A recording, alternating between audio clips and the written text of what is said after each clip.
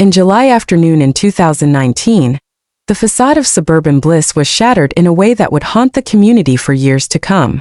At the center of this tragedy were the Hendersons. Thaddeus, a 45-year-old investment banker with a reputation for his work ethic and community involvement, and his wife Margot, a 43-year-old part-time yoga instructor known for her vibrant personality and infectious laugh. They had been fixtures in the community for over a decade. Their seemingly perfect marriage, the envy of many. Next door lived the Coopers. Elaine, a widow, and her 19-year-old son, Liam, a college sophomore, home for the summer. The Coopers had moved in 5 years ago, and while they kept to themselves more than most, they were generally well liked by their neighbors. No one could have predicted that these ordinary lives would collide in such a catastrophic way. Thaddeus Henderson had always been driven by ambition. Born to working-class parents in rural Iowa, he had clawed his way up the social ladder through sheer determination and an almost obsessive work ethic. By his early 30s, he had established himself as a rising star at a financial company. His colleagues admired his sharp analytical mind, and his clients appreciated his no-nonsense approach to wealth management. Margot Sinclair, as she was known before her marriage, had a different trajectory. The daughter of a college professor and an artist, she grew up in a household that valued creativity and self-expression. She studied modern dance at the university, dreaming of a career on stage. However, a knee injury in her senior year derailed those plans, leading her to pivot towards yoga and wellness coaching. Their paths crossed at a charity gala in 2003. Thaddeus, already successful but lacking in social graces, was immediately drawn to Margot's vivacity and charm. For Margot, Thaddeus represented stability and the promise of a comfortable life that would allow her to pursue her passions without financial worry. They married a year later in a lavish ceremony that was the talk of their social circle. The early years of their marriage were happy ones. Thaddeus' career continued to flourish, and he took pride in providing Margot with the life he felt she deserved. Margot, for her part, threw herself into being the perfect corporate wife, hosting dinner parties and attending social events that were crucial for Thaddeus' networking. She also began teaching yoga part-time at an upscale studio, finding fulfillment, and helping others achieve balance and inner peace. But as the years wore on, cracks began to appear in their carefully constructed life. Thaddeus' work hours grew longer, his ambition pushing him to chase ever bigger deals and clients. He was rarely home before 9 p.m., and even when he was physically present, his mind was often elsewhere, constantly checking his phone for emails or market updates. Margot, approaching her 40s, found herself increasingly restless. The yoga classes and charity committees that once filled her days now felt hollow. She began to question the choices that had led her to this point, wondering if she had traded her dreams for a gilded cage. The couple's failure to conceive, despite years of trying, added another layer of strain to their relationship. By the summer of 2019, the Hendersons' marriage was a carefully maintained facade. To the outside world, they still appeared to be the golden couple. Thaddeus continued to excel at work, recently closing a deal that put him in line for a partnership.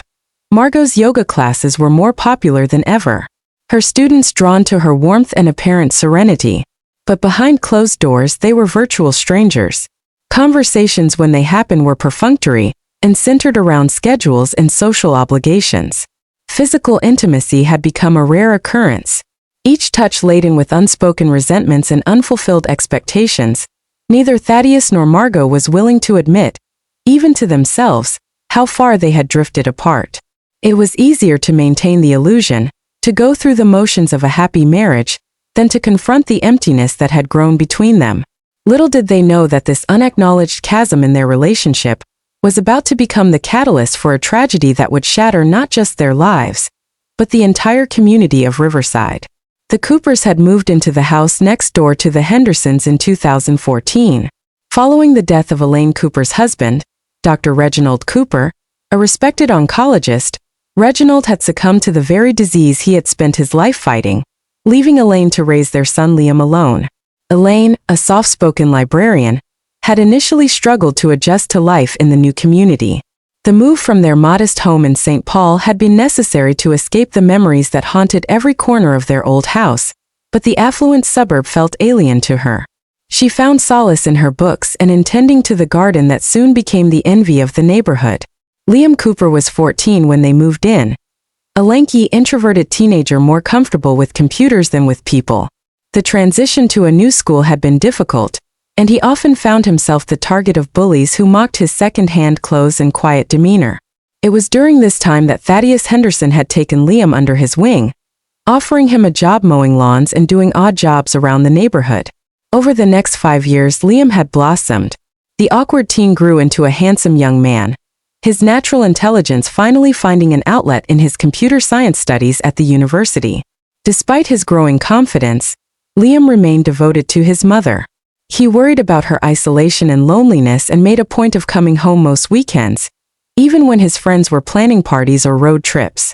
It was on one of these weekend visits in early June that he first encountered Margot Henderson in a new light. Elaine had always been grateful for the Hendersons' kindness, particularly Margot's efforts to include her in neighborhood activities. She often spoke of Margot's generosity, unaware of the complex emotions brewing beneath the surface of her son's polite nods. The spark that ignited the affair between Margot Henderson and Liam Cooper was as unexpected as it was intense. It happened on a balmy evening in early June, during one of the Hendersons' legendary summer barbecues. Thaddeus, as usual, was holding court near the grill, regaling his colleagues with tales of his latest financial coup. Margot, feeling particularly isolated amidst the crowd, had retreated to the relative quiet of the pool house to replenish the ice bucket. Liam, who had been reluctantly dragged to the party by his mother, chose that moment to seek refuge from the noise and forced socializing. He entered the pool house not realizing it was occupied and found Margot struggling with a large bag of ice. Their eyes met and in that instant something shifted. He moved to help her with the ice, their hands brushing. They stood there, momentarily frozen, the cold of the ice contrasting sharply with the heat building between them. It was Margot who broke the silence, her voice husky as she thanked him. Liam, usually so articulate, found himself stammering in response. That brief encounter set the stage for what was to come. Over the next few weeks, Margot and Liam found themselves manufacturing reasons to be in each other's company. It started innocently enough. Margot asking Liam for help with her laptop, Liam offering to help in her garden. Each interaction was charged with an undercurrent of attraction that they both tried to ignore. Their first kiss happened almost a month after the barbecue. Liam had been helping Margot set up for one of her yoga classes in the park. As they finished, a sudden summer storm broke out. They ran for shelter under a nearby gazebo, laughing and breathless. As the rain poured down around them, Margot looked at Liam and felt a surge of desire she hadn't experienced in years. Before she could think better of it, she leaned in and kissed him. From that point, their affair escalated quickly. They were reckless, driven by a combination of Liam's youthful passion and Margot's desperation to feel alive again. They met in secluded spots around town, in the back row of the local cinema, in a hidden corner of the public library, and most dangerously, in the Henderson home when Thaddeus was at work. Each encounter left them craving more, the gulf in their ages forgotten in the heat of their stolen moments. Margot felt rejuvenated, rediscovering parts of herself she thought long lost. Liam, for his part, was intoxicated by Margot's experience and the taboo nature of their relationship. But as the summer wore on, the strain of maintaining their secret began to show. Close calls became more frequent, a neighbor almost catching them in an embrace, a suspicious glance from Elaine when Margot's name came up too often in conversation. The guilt too started to weigh on them both.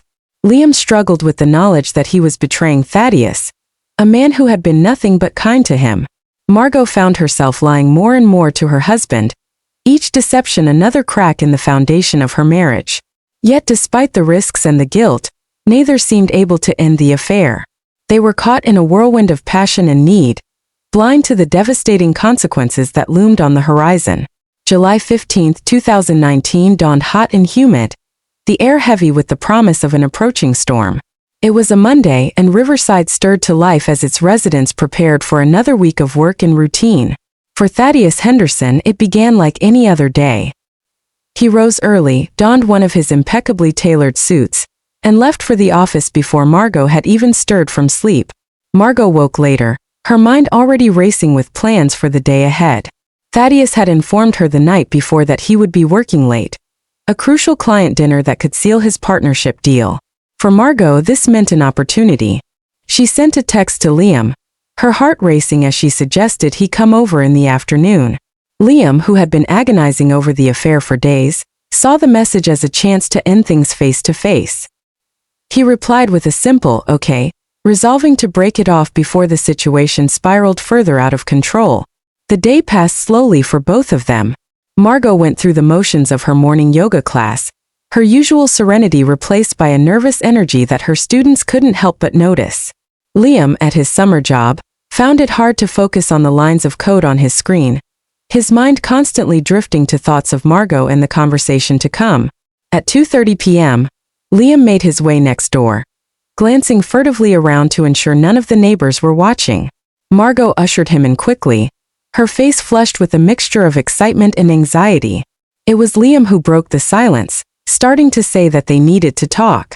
But Margot, misreading his intention and driven by a desperate need to feel desired, cut him off with a passionate kiss. Despite his reservations, Liam found himself responding, his resolve weakening in the face of Margot's intensity. What happened next was a blur of discarded clothes and tangled limbs as they made their way to the master bedroom. All thoughts of ending the affair were temporarily forgotten as they lost themselves in each other. Meanwhile, across town, Thaddeus Henderson sat in his office frowning at his computer screen. The numbers for the client presentation weren't adding up, and he knew he'd have to redo a significant portion of his work.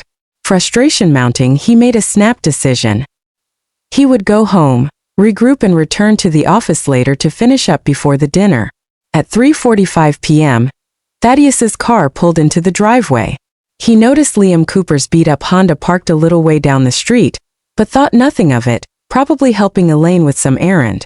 He mused as he unlocked the front door. The house was quiet as Thaddeus entered, but something felt off.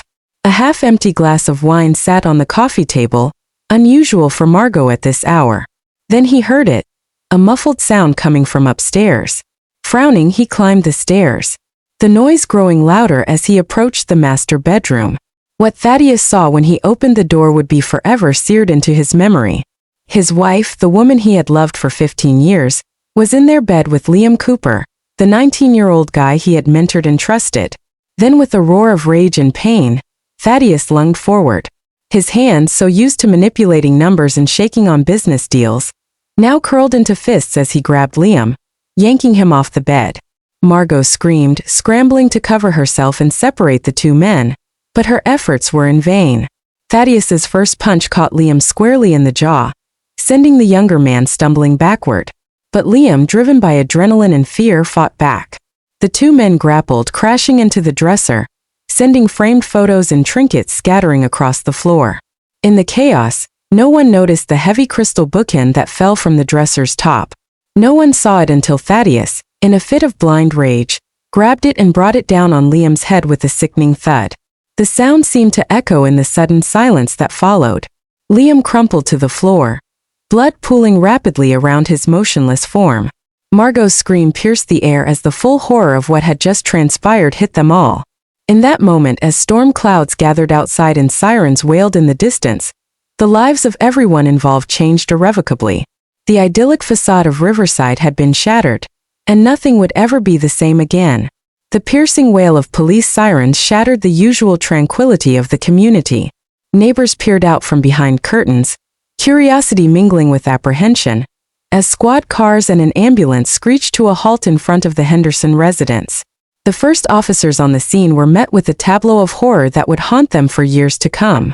Inside, they found a shell-shocked Thaddeus Henderson, his hands covered in blood, sitting on the edge of the bed with his head in his hands. Margot barely clothed and hysterical. The room bore all the hallmarks of a violent struggle: overturned furniture, shattered glass, and smears of blood on the hardwood floor. Detective Ava Rossi, a veteran of the police department's homicide unit, took charge of the scene. Her first priority was securing medical attention for Liam Cooper. As paramedics worked feverishly to stabilize him, Rossi began the delicate process of piecing together the events that had led to this tragedy. Thaddeus, still in a state of shock, was taken into custody without resistance. Margot was separately questioned, Their stories, fragmented and emotional, painted a picture of a long-simmering marital discord that had exploded into violence. As word spread through the neighborhood, a crowd began to gather at the police cordon. Among them was Elaine Cooper, who collapsed in grief when informed of her son's critical condition.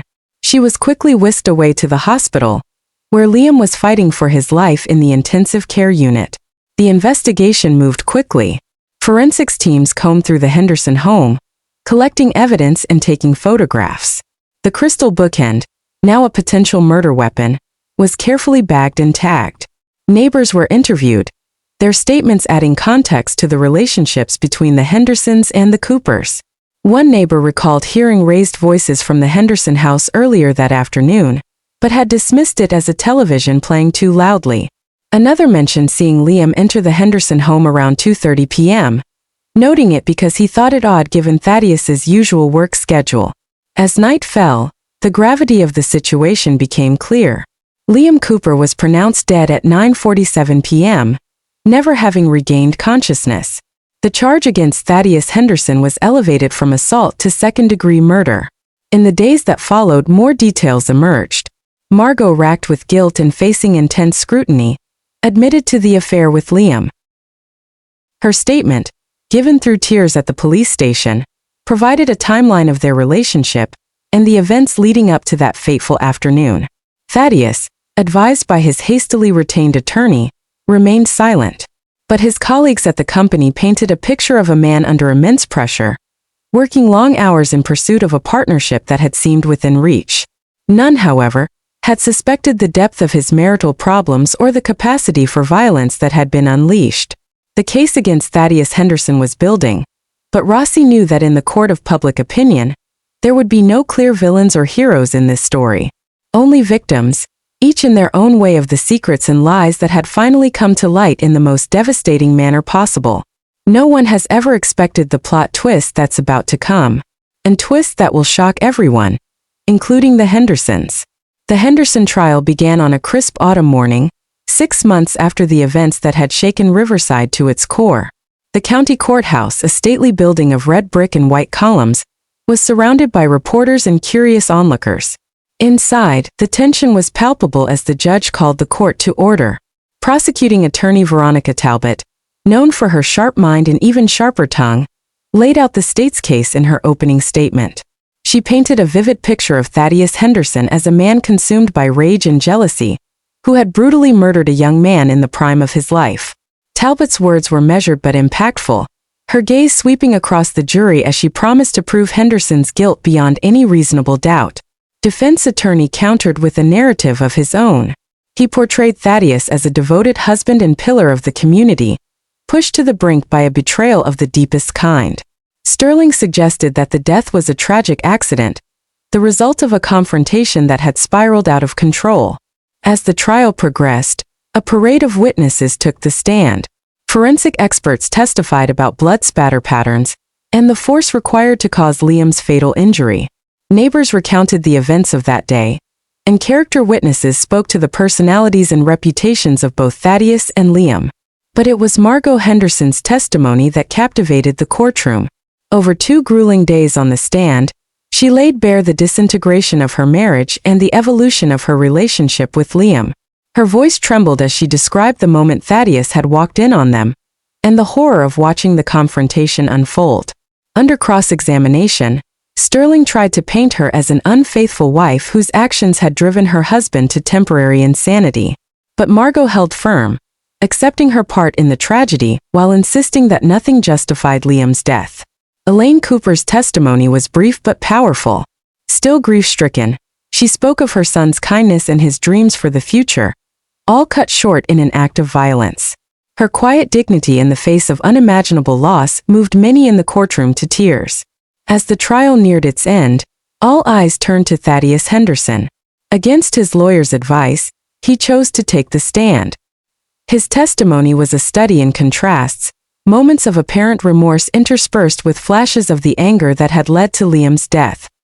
He spoke of the pressure he'd been under at work, the growing distance in his marriage, and the shock of discovering his wife's infidelity. When describing the fight with Liam, Thaddeus claimed he had never intended to cause serious harm, that he had simply lost control.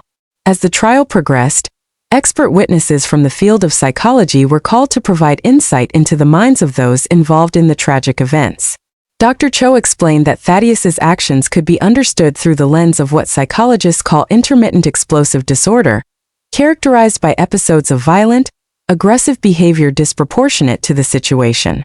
She pointed to Thaddeus's high-stress job, his unexpressed marital dissatisfaction, and the shock of discovering his wife's infidelity as contributing factors to his violent outburst. However, under cross-examination, Dr. Cho conceded that while these factors could explain Thaddeus's behavior, they did not excuse it. She emphasized that many individuals face similar stressors without resorting to violence. The defense called a specialist in marriage and family therapy to testify about the psychological impact of infidelity. Friedman described the profound sense of betrayal and loss of identity that a person may experience upon discovering a spouse's affair. He likened it to a form of psychological trauma, capable of triggering extreme emotional responses. The psychological analyses presented during the trial offered a complex picture of human behavior and motivation. They highlighted how a combination of personal history, societal expectations, and immediate circumstances can collide to create a perfect storm of tragedy. After 7 grueling weeks of testimony, evidence presentation, and legal arguments, the fate of Thaddeus Henderson rested in the hands of the jury. As Judge Blackwell sent the 12 men and women to deliberate, a tense silence fell over the courtroom. After a short recess to consider all factors, Judge Blackwell returned to deliver her sentence. Citing the violent nature of the crime balanced against Thaddeus's lack of prior criminal history and the unique circumstances of the case, she sentenced him to 18 years in state prison with the possibility of parole after 12 years. As Thaddeus was led away in handcuffs, the full weight of the tragedy seemed to descend upon the courtroom. There were no victors here, only lives irrevocably altered by a moment of passion and a split second of violence. Outside, as news of the verdict spread, the crowd's reactions were mixed. Some felt justice had been served, while others argued the sentence was too harsh or too lenient. But all agreed on one thing: the events that had unfolded in Riverside would leave an indelible mark on the community for years to come.